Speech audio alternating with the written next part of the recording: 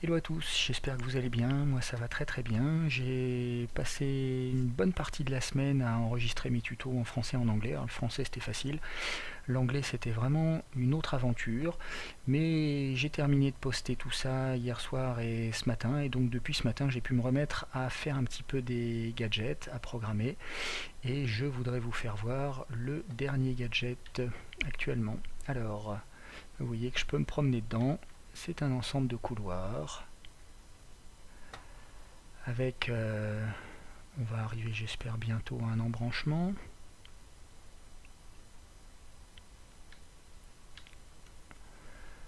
Voilà, on a ici un premier embranchement. Est-ce qu'on part à droite ou à gauche? Bon, je ne vais pas vous le faire long, mais en substance, vous voyez que c'est un labyrinthe. Un vrai labyrinthe. Voilà. Et si je tourne la tête, vous voyez que j'en suis pas encore sorti.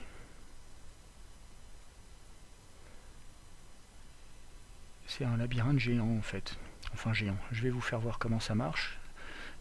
On choisit évidemment tous les paramètres. Il est complètement aléatoire. Je vais vous montrer tout ça.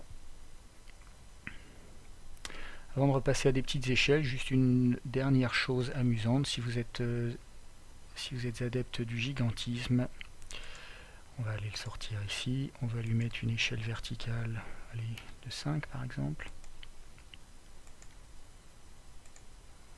Voilà, vous avez toujours la possibilité, pour ceux qui aiment, de vous promener dans des couloirs géants.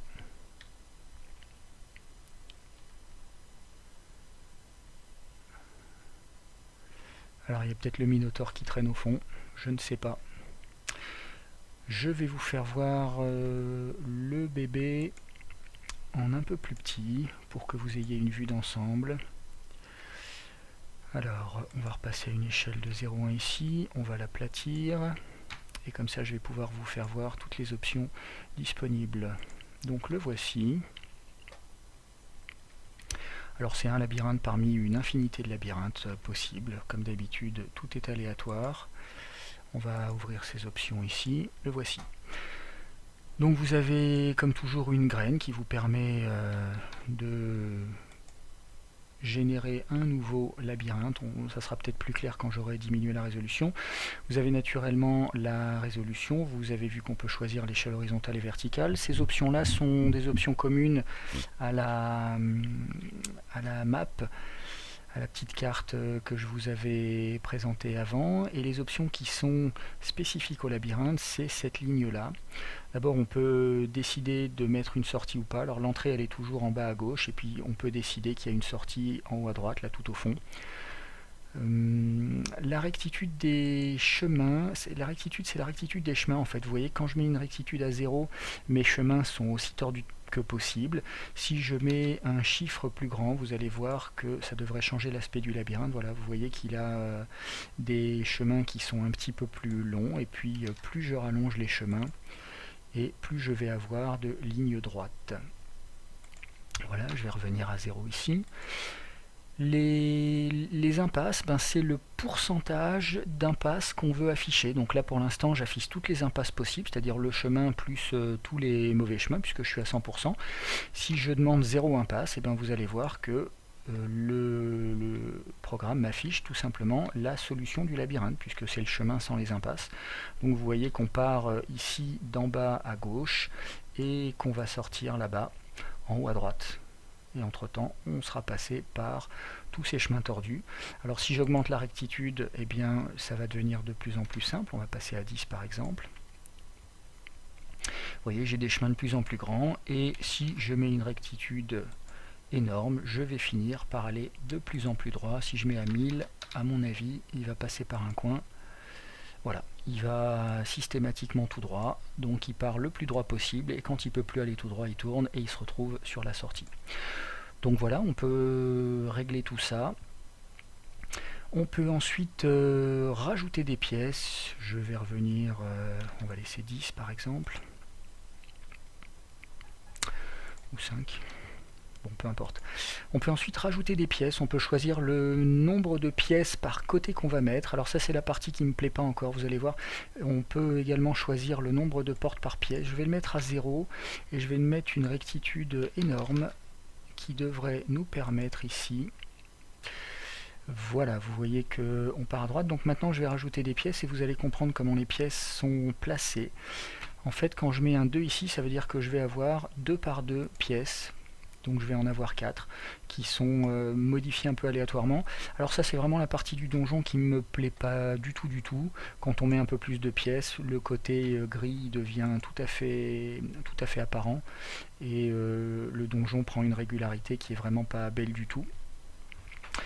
Mais bon voilà, c'est un détail, il faudra que j'apprenne à mettre des pièces un petit peu plus aléatoirement. Il y a des techniques qui existent pour ça, j'ai pas encore fouillé les algos, mais enfin ça existe. Pour l'instant j'ai fait vraiment au plus simple, c'est-à-dire que j'ai mis une grille et à l'intérieur de chaque bout de grille, j'ai modifié les dimensions des pièces aléatoirement. Enfin on voit tout à fait comment c'est agencé en grille. Voilà, donc on va diminuer un peu la rectitude pour passer on va passer entre les pièces si on fait ça. Alors pour l'instant nos pièces ne sont pas connectées puisqu'elles n'ont aucune porte. Vous voyez que les pièces sont munies d'aucune porte. Je vais leur donner une porte à chacun et vous voyez que désormais le programme va chercher un labyrinthe qui passe au moins une fois par toutes les pièces. Donc si vous regardez, attendez, on va revenir à une résolution plus simple. Comme ça, on va mettre 3 pièces par côté, par exemple, en 50 par 50, ça devrait être un peu plus clair, voilà. C'est quand même beaucoup plus sympathique. Donc vous voyez que lorsque je mets aucune porte par pièce, eh bien mes pièces ne sont pas connectées. Et donc le chemin passe un petit peu passe entre les pièces. Si je mets une porte par pièce, pardon, ben, toutes mes pièces sont connectées une fois. Et puis ensuite je choisis le nombre de pièces, donc vous voyez là ici je vais mettre 2, donc là chaque pièce dispose de une entrée et une sortie qui peuvent parfois se confondre, comme ici c'est le cas par exemple. Et puis si j'en mets 3, eh bien mes pièces sont de plus en plus connectées, et si j'en mets 5, je vais finir par obtenir voilà, quelque chose d'extrêmement connecté. 1, 2, 3, 4, 5, donc voilà, parfois elles se chevauchent les unes les autres, mais vous voyez qu'on peut obtenir, alors après on joue avec la rectitude. Si je mets une rectitude très grande mais que je force la connexion de mes pièces tout de même, ben, j'obtiens quelque chose qui devient de plus en plus régulier, qui ressemble de plus en plus à des constructions intelligentes, qui pourraient tout à fait faire un petit donjon assez acceptable. Malgré le fait, encore une fois, que j'aime pas du tout la régularité du positionnement des pièces. Là, on voit vraiment que c'est une grille de 3 sur 3. C'est pas agréable du tout. Mais enfin, il y a déjà de quoi faire. Donc, vous voyez qu'en choisissant, en jouant un petit peu avec toutes ces options, hein, sachant qu'on peut toujours supprimer la sortie. Donc, vous pouvez très bien dire ici, vous avez l'entrée. Ici, c'est la pièce finale avec le Big Boss. Et puis, entre-temps, ben, vous allez passer partout. Alors là, évidemment, on a un chemin tout droit. C'est peut-être parce qu'on a mis trop de rectitude. On va repasser à 5 ici. Voilà, et donc ici on a un chemin qui est beaucoup plus convolué et qui finira par aboutir dans la grande pièce finale où on rencontrera le boss avec le loot, etc., etc. Voilà, si on a trop de pièces ici, ben on n'en met que 2 sur 2, et voilà.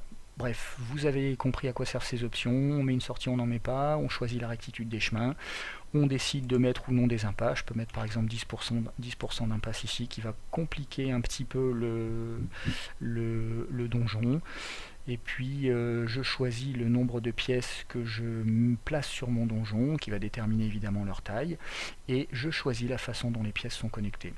Voilà, ben, c'est un petit gadget, j'espère qu'il vous plaît. Moi j'aime beaucoup le labyrinthe, comme d'habitude évidemment, hein. Je vous rappelle qu'on peut absolument donner de l'épaisseur et de la taille. On va repasser à 3 ici, on va lui mettre une échelle verticale de 5 par exemple. Et vous voyez qu'on se retrouve à l'entrée d'une construction absolument colossale. Alors je ne sais plus si on a une pièce qui était disponible. Voilà, vous voyez quand vous arrivez sur une pièce, ça donne tout de suite une impression de gigantisme. Très très sympa.